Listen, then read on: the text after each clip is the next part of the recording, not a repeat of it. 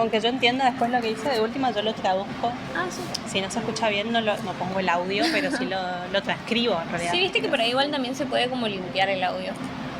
Sí. O sea, de subirlo y eso así. Voy a ver cómo se hace. Holitas, yo soy Cari Berni y esto es Olas de Tinta.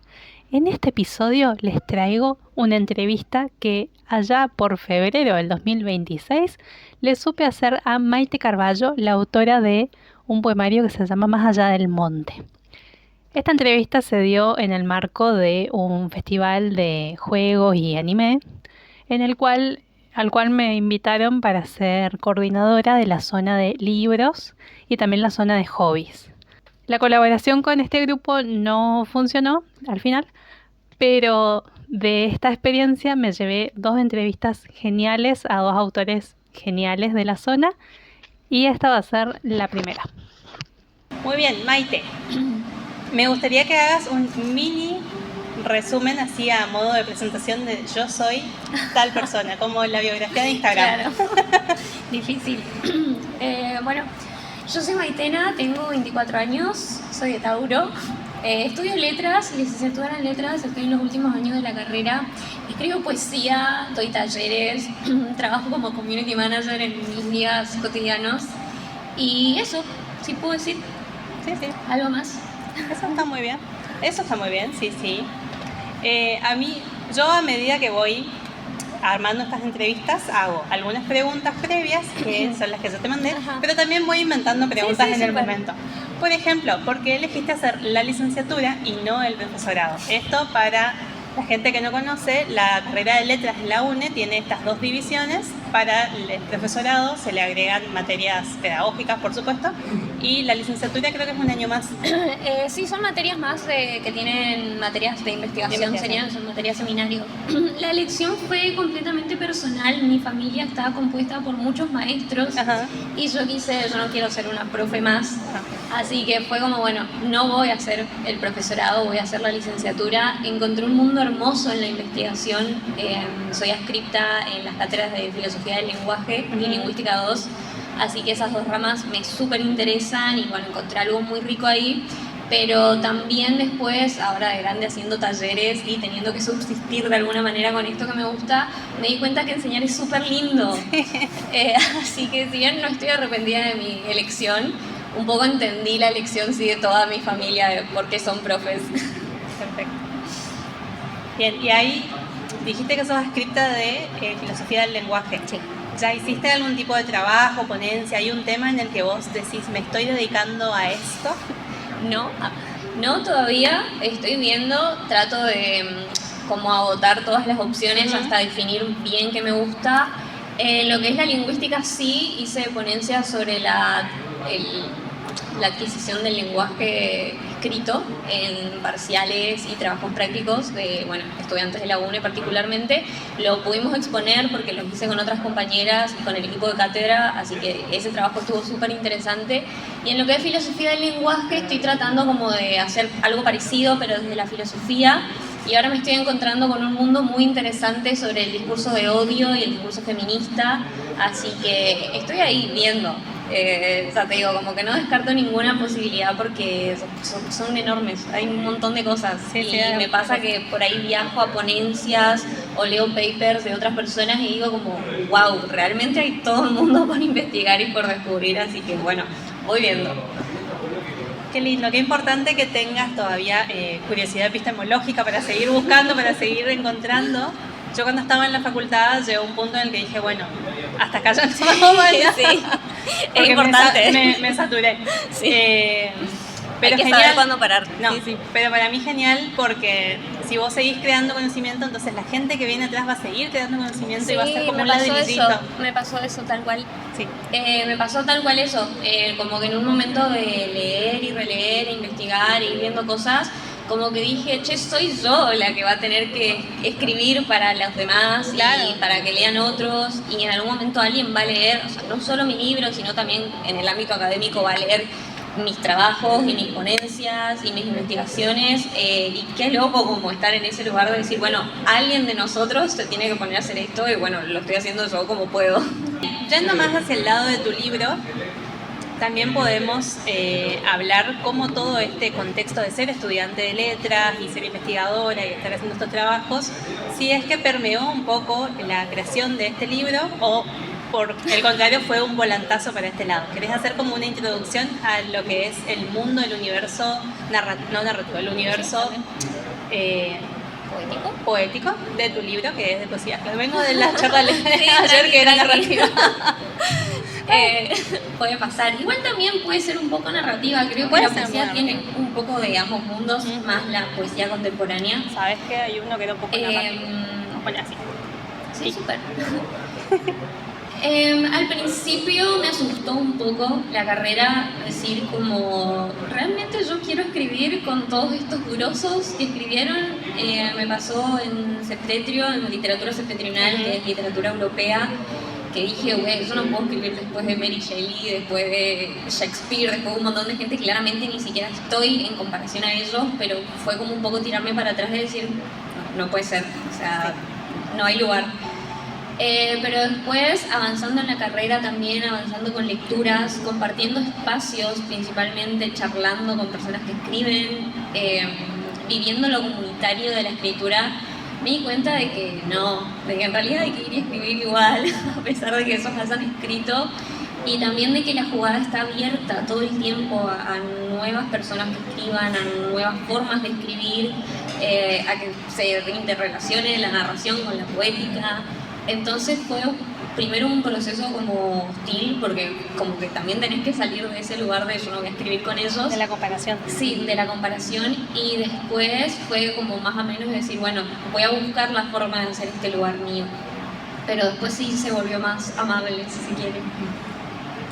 Bien, y tu libro, Más allá del monte, empieza con una dedicatoria súper linda a tus abuelos. ¿Querés contarme un poco cómo viene eso del monte de tus abuelos? Gracias. Soy la primera que me pregunta eso. Nunca antes me habían hecho esta pregunta de la dedicatoria. La respuesta, el transcurso y el proceso que hago sobre el Más allá del monte es el recorrido del monte.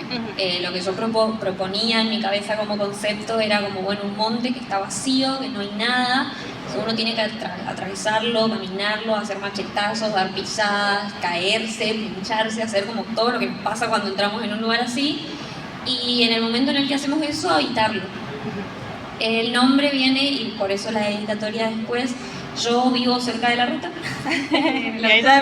lejos, y antes eso era todo monte, literalmente, y mis abuelos vivieron ahí toda su vida. Después yo crecí, yo viví en Buenos Aires, volví, y cuando volví me asenté ahí, y hasta el día de hoy vivo ahí en la casa que era de mis abuelos. Por eso está la dedicatoria ahí de que, bueno, ellos volvieron, esa capital del monte la volvieron hogar y hicieron que el monte sea un lugar habitable. Y también como un poco para continuar con la trayectoria familiar de, bueno, hoy me toca a mí de nuevo hacer esa casa hogar, habitable.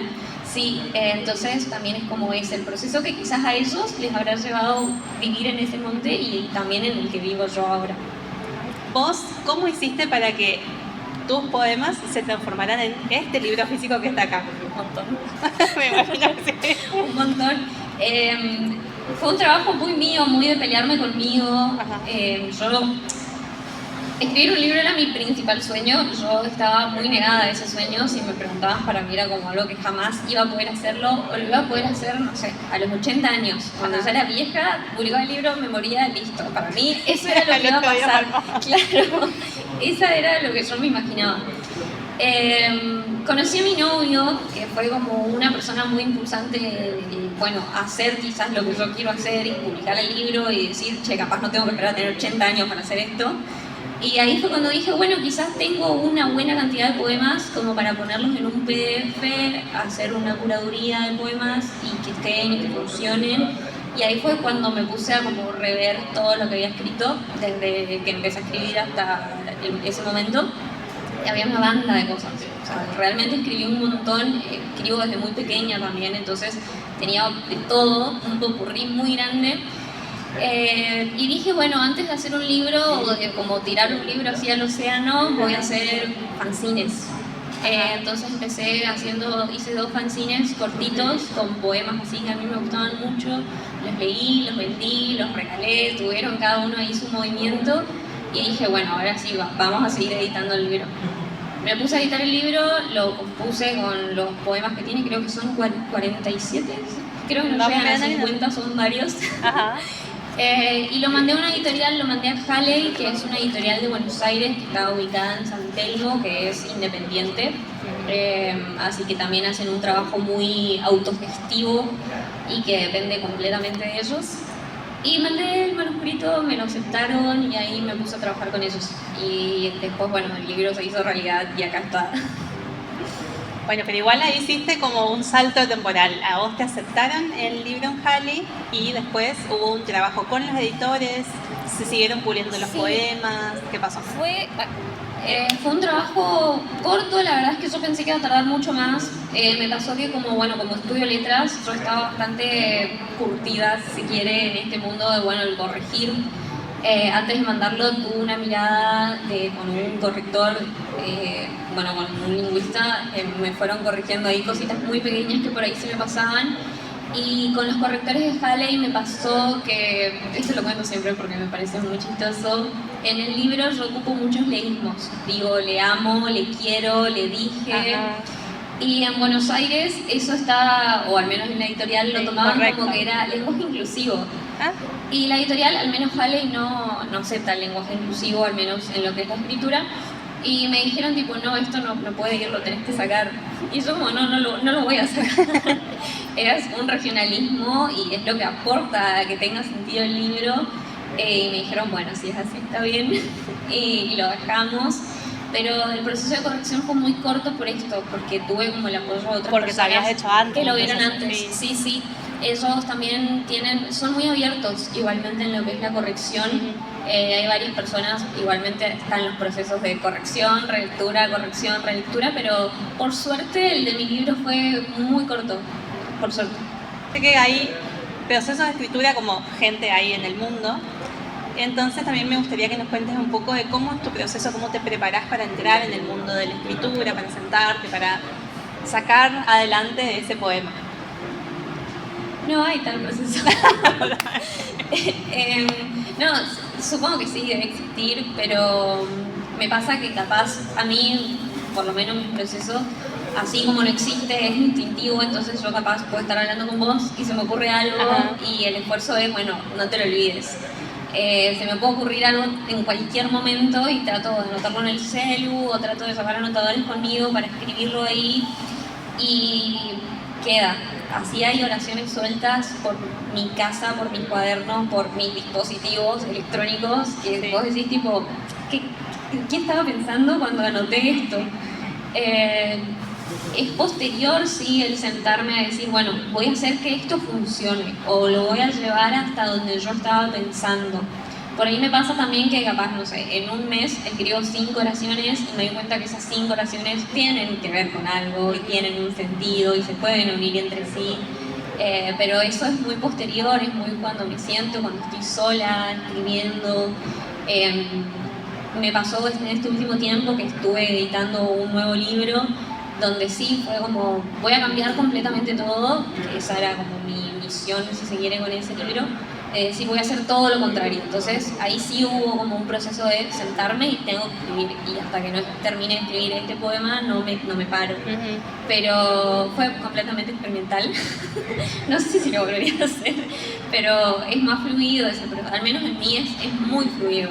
Así me puede salir algo ahora, como capaz en 3 meses no escribo nada, pero es así, va saliendo. Ya hablamos un poco de lo que representa entonces el monte para vos. Y dentro de este imaginario del monte, yo en los poemas que me pasaste para preleer, yo vi que hay mucho nombramiento de sentimientos de la naturaleza, el calor, permeó mucho en mí uno de los poemas que habla sobre el calor de 2 cuerpos. ¿Cómo trabajaste todo este imaginario? Me dijiste que hiciste una curaduría de los poemas. ¿Es algo que vos sentís que estaba presente en tu día a día? Quería hablar un poco de cómo de la elección de las palabras, digamos. Entiendo. Ahí va. fue inconsciente, claramente. Yo no estaba, cuando escribía no estaba consciente de decir, bueno, estoy escribiendo por acá, o estoy hablando del calor, o estoy hablando del monte. Cuando me puse a leer esos poemas, dije, bueno, acá hay algo.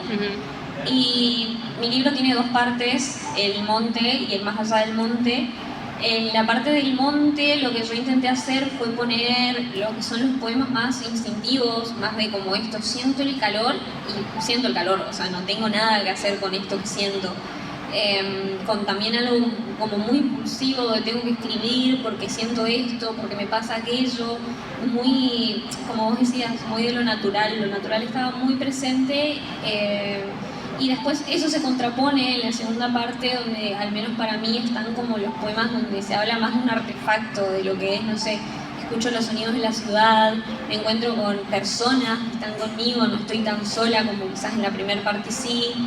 Entonces hay como un diálogo entre la primera y la segunda parte, donde al principio todo es muy primitivo, como en un monte cuando estás solo. Sí, muy salvaje. Muy salvaje, sí. Y después en la segunda parte ya empieza a ser habitable porque hay otras personas, hay una casa, hay sentimientos que se pueden nombrar, hay más palabras para nombrar. Entonces creo que está como en ese diálogo, y así, esa fue la manera en la que lo armé, porque también estaba como tenía el ojo metido en eso en ese momento, y siento que quedó como muy bien reflejado. Al inicio de la charla me contaste que tu familia tiene perfil docente, básicamente. Sí. Me interesaría también mucho saber qué personas fueron importantes en tu proceso de volverte una persona que tiene ganas de escribir y de gestar estos libros, pero también qué momentos vos pensás que en tu infancia, además de conocer la casa de tus abuelos en el monte, que fueron el chispazo de decir, esto a mí me interesa. Voy a tratar de hacerlo cronológicamente. Cuando sí, era chiquita, habré tenido 6 años, mi mamá hizo una antología de cuentos, que la verdad eran cuentos que nunca en mi vida, después de que crecí, los volví a escuchar, cuentos muy de nicho, de niños. Y ese libro lo guardo hasta el día de hoy, y creo que ese fue como un primer chispazo de decir, wow, me encanta la lectura, me encanta la literatura, y bueno, era solo una niña. Así que ese puede ser como el primer momento. Después, también de chiquita, bueno, ya un poco más grande, como a los 12, 15, 16, escribía muchos diarios. Claramente hasta el día de hoy los conservo, yo tengo un estante lleno de mis diarios y mis agendas, mis cuadernos, y estaba mucho esa necesidad de decir, yo siento demasiado, tengo como todo esto que me está pasando, lo tengo que dejar en algún lugar. No con un interés como poético o literario, de decir, bueno, esto quizás en algún día, no, sino como una necesidad. Así que creo que esos son como otros momentos. Y creo que todo eso se combina con que después empecé a leer muchísimo más gente como contemporánea justamente, o personas que encontraba en Instagram, o en ese momento estaba de moda Wattpad, entonces leía mucho Wattpad y muchos fanfics y muchas personas que capaz podía conocer en la vida real, y ahí hubo también otro chispazo, y creo que el ser fan también me llevó a escribir mucho, como decir, wow, todas estas personas escriben, hacen cosas, quizás yo también lo puedo hacer, y como de ver también, claramente no soy ni buena cantando, ni bailando, ni haciendo las otras ramas del arte, pero sí como de rever y decir qué puedo hacer yo, como qué puedo aportar yo en eso.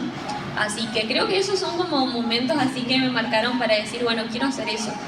Y después, bueno, de grande, ya decir, sí, uno tiene que ser útil para el Estado en este país, en este mundo, tiene que hacer plata, tiene que mantenerse así, pero también uno tiene que sobrevivir de alguna manera a la hostilidad, y creo que en la literatura hay mucha ternura, en la poesía particularmente. Entonces creo que fue como un poco eso, necesité posicionamiento, y la poesía particularmente me ofreció ese posicionamiento, y me ofreció el nombrar cosas, y eso estuvo bueno para mí, fue como un flash. Creo que de eso un poco hablas me parece que es Bitácora, el libro, el poema que habla de esa necesidad imperiosa de escribir porque si no uno se muere. A mí me encanta descubrir cuando autores y autoras escriben, toman nota de este sentimiento. Lo he visto en Mariana Enríquez, lo he visto en un montón de autoras En Isabel Allende también ella cuenta que cuando era chiquitita la mamá le dijo, bueno, tomá, escribí, desahogate, hace algo. Entonces, eso como proceso creativo me parece fantástico. ¿Qué te iba? Ay, me olvidé que te iba a preguntar. De las personas, no me respondiste de las personas. Súper mal entrevistada. Bueno, no importa.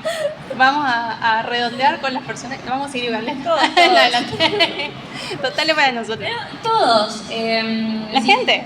La gente en general, el observar, me volví muy observadora, creo que observo mucho todo el tiempo y quizás no se nota porque soy muy verborrágica y me muevo todo el tiempo y hablo todo el tiempo y soy extrovertida, pero observo mucho en eso.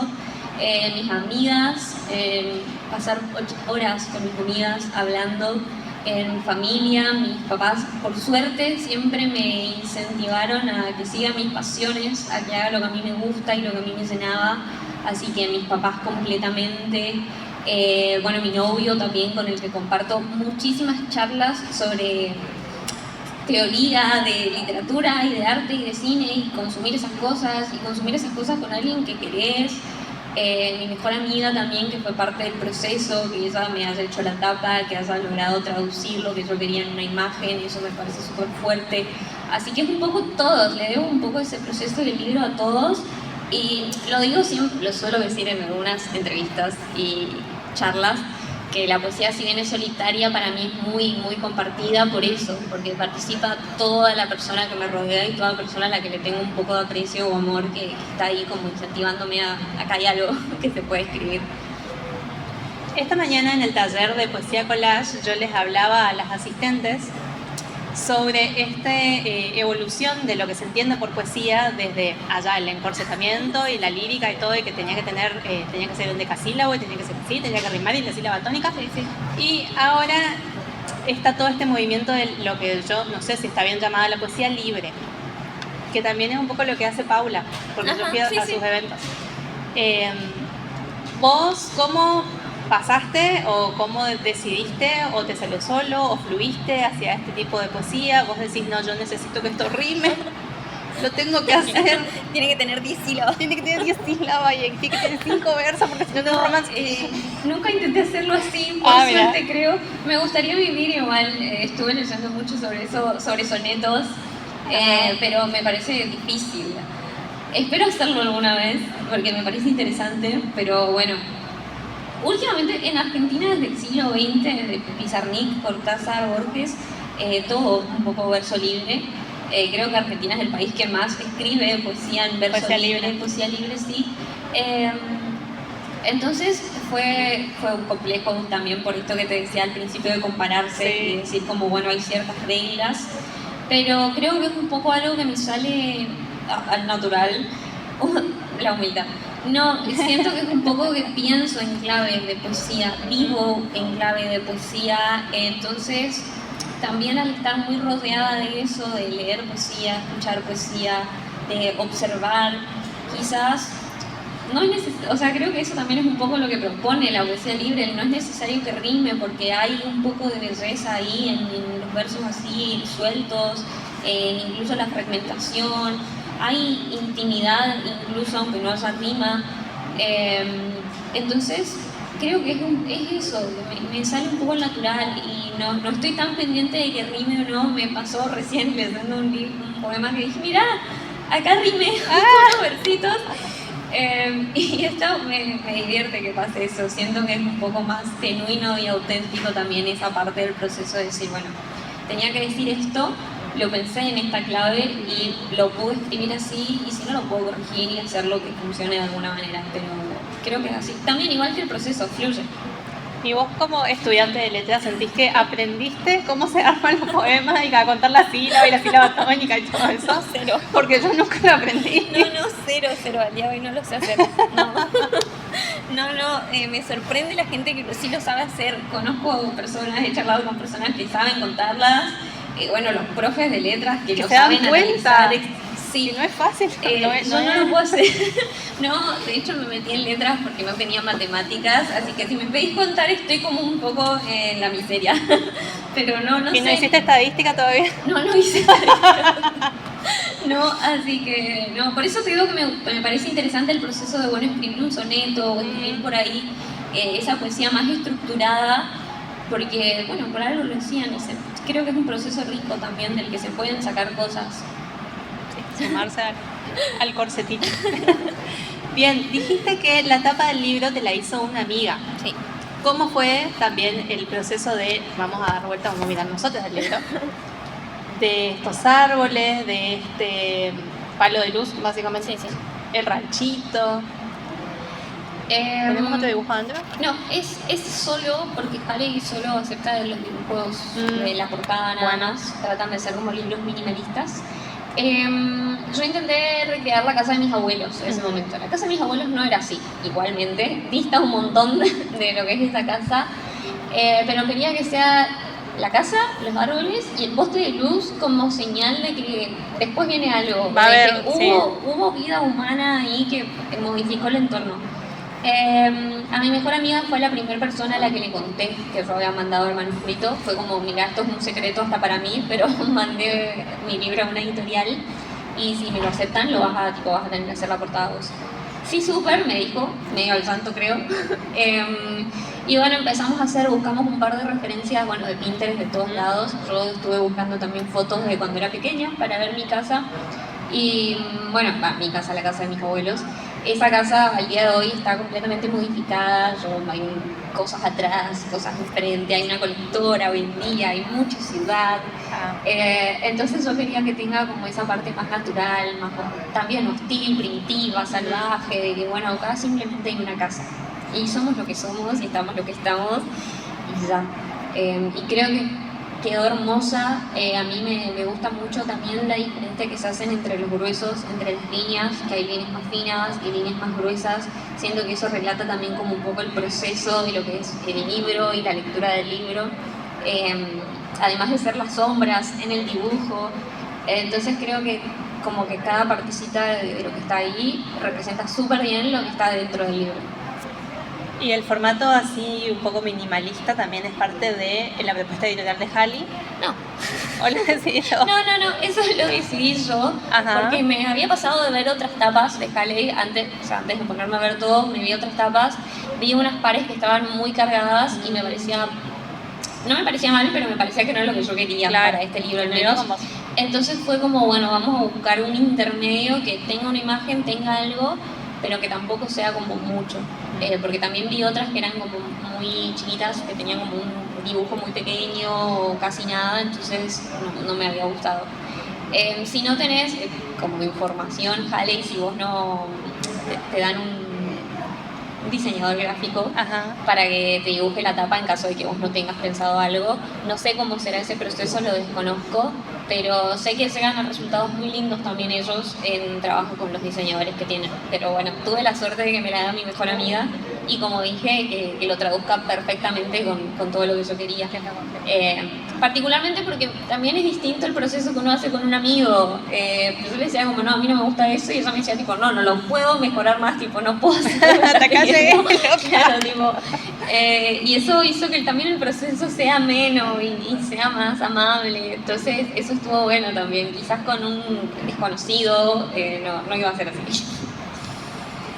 Todo lo que rodea entonces a la creación de este libro es muy íntimo, muy interno, porque entre la casa de tus abuelos y las sensaciones, lo que vos sentís, y tu amiga que hizo la tapa, todo.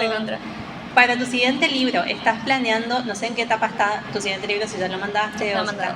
Está mandado. ¿Estás planeando que sea también un proceso medio íntimo? ¿Querés sacarlo un poco más para afuera? Ay, primicia. Es completamente distinto. ¿Cómo se llama? ¿Qué onda? No te voy a contar. No puedo. Pero es completamente distinto, pruebo versos completamente distintos. Todo, dije, quiero hacer algo que sea distinto y que me ponga a mí en un lugar incómodo de escritura. Lo escribí y lo edité con dos personas del círculo de poesía que tenemos, que es Gonzalite y Juana de Arco. Sí. Les amo. Ellos me reayudaron, hicimos un par de reuniones, íbamos leyendo los poemas, me decían, sí, hace esto, no, saca acá, fíjate si puedes darle más ímpetu a esto otro, que ese fue un proceso que no tuve con este libro, el como estar par a par con alguien leyendo y corrigiendo. ¿Qué más te puedo decir? Todavía no llegaste a la parte de la tapa para decidir. Sí, la tapa ya la tengo, la mandé, no sé si se va a poder hacer eso en la editorial, no sé si lo van a aceptar siquiera en la editorial. Si no lo aceptan, mandaremos a otra. Mi plan hoy en día es que ese libro pueda ver la luz. Tenga un código ISBN, que me paguen por ese libro. Tiene una tapa, es muy colorida. Por eso te digo que es como todo lo contrario. Quiero que tenga colores. La simpleza, la explosión. Completamente. Así que, no sé, también me da un poco de intriga como que lo lean de vuelta después de este libro y ver como qué feedback tengo después de ese libro, porque eso te digo, es completamente distinto. ¿Planeas usar la misma foto de autora o sacarte una nueva que vaya con la nueva onda? Una era nueva, como las anteriores. Yo quiero ser un poco rockstar. Yo quiero vivir una idea por cada libro. Tengo una amiga que es fotógrafa, así que yo estoy segura que ella no me va a dejar usar la misma foto. Seguramente vayamos a hacer fotos nuevas para ese libro, para las presentaciones de ese libro, porque ella siempre es como, bueno, tenés que hacer una foto por cada vez que necesites. Así que seguramente tenga todo nuevo. Y sí, vamos a vivirlo como una era nueva. Bueno, y hablando un poco sobre vos, persona lectora, que seguramente sos porque algo estudiamos letra y porque ya me contaste que te gusta mucho leer, ¿qué libros o autores o experiencias así lectoras vos decís que llevas atrás como mochilita o como caballito de batalla? Decís que, bueno, esto me sostiene. Hoy hago esto porque yo sé que me sostiene este libro que tengo atrás. Súper, hace poquito me descargué Goodreads, que es como Letterboxd pero para libros, y ahí tuve como un buen arsenal de libros que no sabía que había leído, y me tuve que poner a sentar a ver cuáles eran esos libros, así que tengo actualizada esa respuesta. Bueno. En primer lugar, creo que fue un poco el que me impulsó a escribir en verso libre, a escribir, es Rilke, Elegías del Viuno, que Rilke escribió hace un montón de tiempo. El pobre vivió una corta vida, pero lo amo, está entre mis favoritos, y si lo tengo que leer 1000 veces, es tipo que envuelvo 1000 veces, así que él es como top personas a las que quizás tengo que volver, como mi santísima trinidad.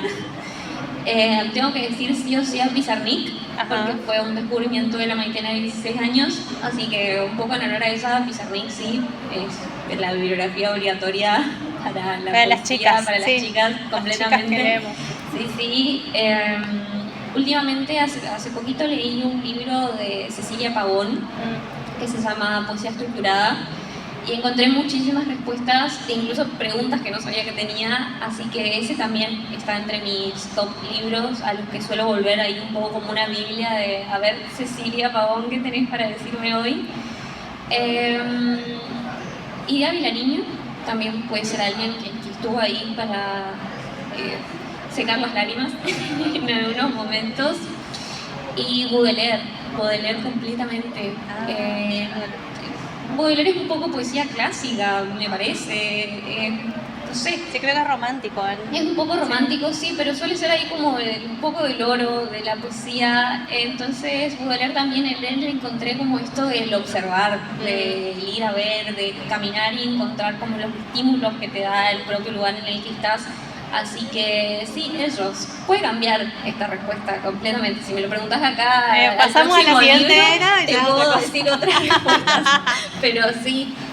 También últimamente leo mucho Mariana Enríquez, Samantha Schweblin, las dos las quiero mucho como mis amigas y las leo un montón, y si tengo como que recomendar algo, recomiendo cuentos siempre, y de ellas, porque son mujeres, son argentinas y sus cuentos siempre como que te dejan ahí un sentimiento, y eso está bueno, como quedarse con un sentimiento. Perfecto. Y después la pregunta... no quiero decir falopa, pero voy a decir falopa, es, yo tengo un problema con que dentro de la misma editorial no usan el mismo estilo para los logos. A veces usan el estilo inglés y a veces el estilo francés y me molesta. Vos sos más de...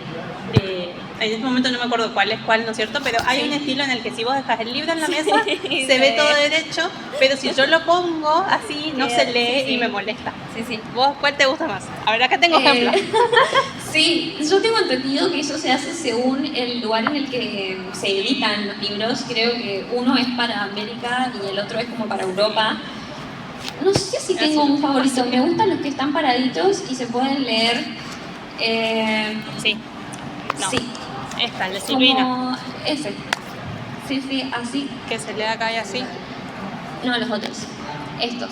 Estos me encantan. O sea, de abajo para arriba. Sí, de abajo para arriba, bien. porque siento que podés pasar, lees y seguís. Siento que si están acostados, también la actividad se vuelve mucho más fácil. Para mí al menos es más fácil leerlo en horizontal que en vertical, supongo que para cualquier lector también. Pero no siempre suelen estar así los libros. Yo los tengo acomodados. Tengo una parte de mi biblioteca así acomodada. Y bueno, tengo otra así, como no es funcional económicamente por el lugar, pero prefiero esa, que no sé cuál es. Vamos a averiguar. Sí, yo también noto eso. Gracias por la pregunta, me parece, te juro que primordial. Siento que nos define un montón como lectores y escritores. Sí, es como el Boca River o dulce salado, pastelito de batata de membrillo. Uno tiene que tomar un bando. Me molesta igual que por ahí vos te compres algunos, yo soy y muy de la del misma orden, editorial las hacen y que queden distintos, que tengan que convivir los libros en un mismo estante, al revés, eso me parece lo peor. Debería organizarlo, siento que sabes, un poco de organización de cada uno, el bueno lo organizas de cierta u otra manera, pero es molesto, sí. A ver, ¿el tuyo para qué lado tiene? El mío está como me gusta. El mío está como te gusta. Súper. Menos mal. ¿Esto fue fortuito o lo averiguamos primero? Me acabo de dar cuenta. Bueno, qué bien, ¿viste? Una serendipia fantástica, me encanta. Recontra, sí. Bien, perfecto. Ok. Tengo libros disponibles también, si lo querés agregar en algún lugar.